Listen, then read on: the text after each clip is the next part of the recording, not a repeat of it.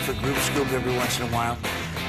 The rascal has just simply gotten a totally different career doing stand-up comedy, and I just had her on a thing that I call What's It Like? And it is a show about the things that you wouldn't normally ask people. What's it like to be? What's it like when you had this experience in your life? And I say to you, what's it like, though, to be a guy who appears on television shows like this and says, "Hi, I'm Till KAHRS," and you aren't even nervous about it? I mean, here you are, you're on television, thousands of people. What is the secret? Well, everybody gets a little bit nervous. That's absolutely normal, but you have to channel that adrenaline flow, make eye contact, use gestures, and just focus on the things that you know, and don't do, Yeah, but simply pause. Danielle, I used this as an example. Danielle, friend of ours in broadcasting, in an office capacity, and she just said one day, "You know what? People think I'm funny around the dinner table. I'm going to go out and make people laugh." That really is extraordinary courage, isn't it? Yes, it is. Yes, it is. And sometimes if you can do it in front of one person, you can certainly do it in front of large groups. You talk to one person at a time, like I'm talking to you, and then you can go to a large group. The transfer is not that difficult. Yeah, people get overwhelmed. But have you, all right, on an individual basis, Till KAHRS, have you ever competed with anybody for a job? Have I ever competed? You bet. I compete with people all the time. For a job? I'm a speaker, I'm a trainer. There's a lot of talented people out there.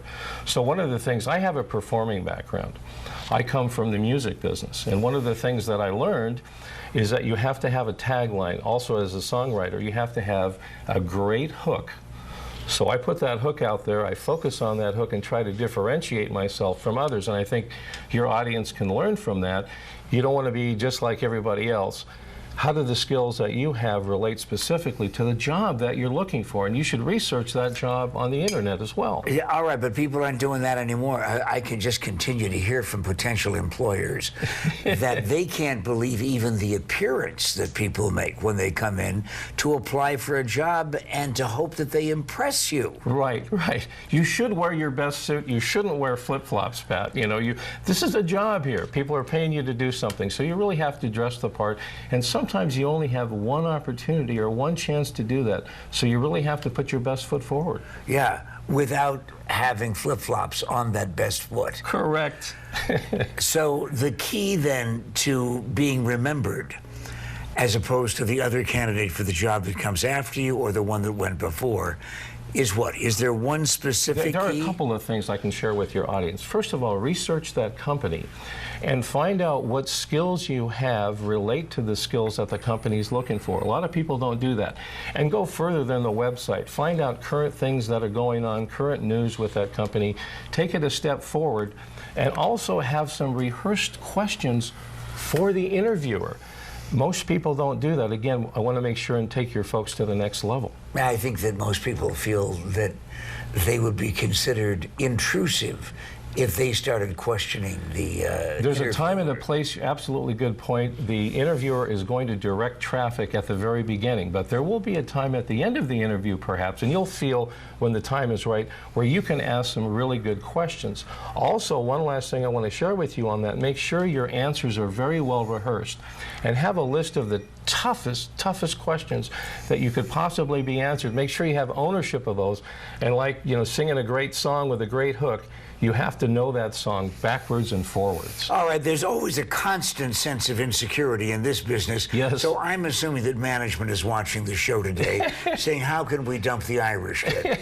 And you say, wait a minute, hold it. I love that job. So now I'm management. Apply for this job. Absolutely. What I would have to do is say, okay, what's my background? What does Pat have, and why has Pat been so successful for so many years? What do I have to maybe match some of the skill sets he has, or maybe take it to a different level or a different side and try something new or different? But it has to absolutely relate to your audience, and it has to relate to AZTV. What about my resume? What about that? All of a sudden you look at this Yale, for crying out loud, and University of Munich. Right. So how important is the resume? How important is the resume? Here's what I'm going to say about that. The resume is important. You need to have one, but don't make it too long. Keep it super simple and put the best stuff up front, Pat. That is paramount that you do that, because people bury the best stuff at the very bottom with the hobbies. You really have to focus on what you do best, and only you know that. We all have great skills, and we need to put those to the forefront. All right. Before we have to wrap this up, I'm impressed so far. Thank you. And tragically, so is management. I don't think I'm going to take your job, Pat, but anyway. Give me one till success story anywhere in your life. And that's a great thing. You need to show success stories. I'll tell you what it was. I got a record deal. That's one of the hardest things, one of the hardest jobs in the world, right? Yes. So I got signed to a record deal because I was focused. I knew what my skills were. And as a songwriter, I was able to write great songs and come up with hooks that were universal, that everybody could understand. Okay, how do they find out how to do this for themselves? Go to thetrainerforyou.com, and there's a whole bunch of information there for them. I also have a book called Enhancing Your Presentation Skills. Well, you not only have the name up on our screen, but also how to get in touch with you. I don't know how much more a guy can do, and I'm not even applying for this job.